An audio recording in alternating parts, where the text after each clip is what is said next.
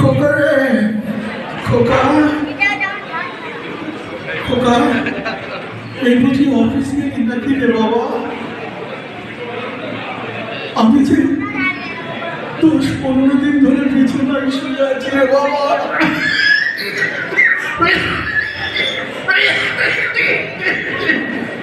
খোকা, হ্যাঁ কি হয়েছে? কি তুই একটু অফিস আসার পথে একটু ওষুধ এনে দিবি রে বাবা?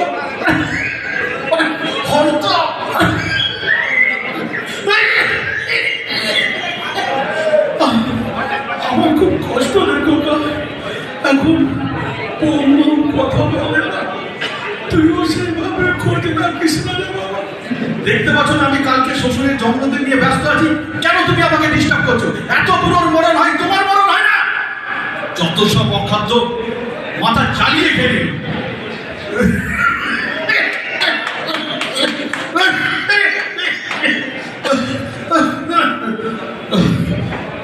আজ আমি অখাদ্য বল খোকা।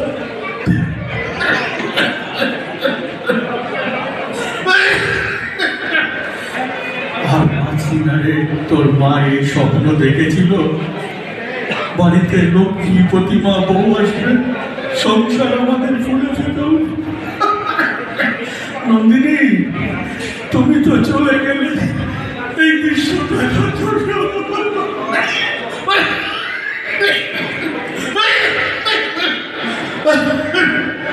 আজ যে তোমাকে ভীষণ মনে পড়ছে। তুমি যখন চলেই গেলে, কেন রেখে গেলে খোকার ভীষণ ব্যস্ত হবে খোকা। এখন টাইম নেই, শুনলি, ওর টাইম নেই।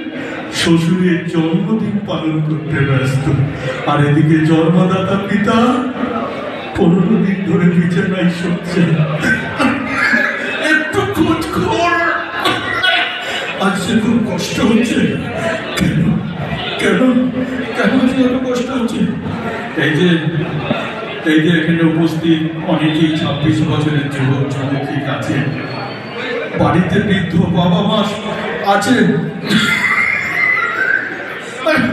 তোমরাও একদিন কিন্তু বৌমা হবে, তোমরাও কিন্তু একদিন বাবা হবে, তোমরাও দাদু ঠাকুমা হবে।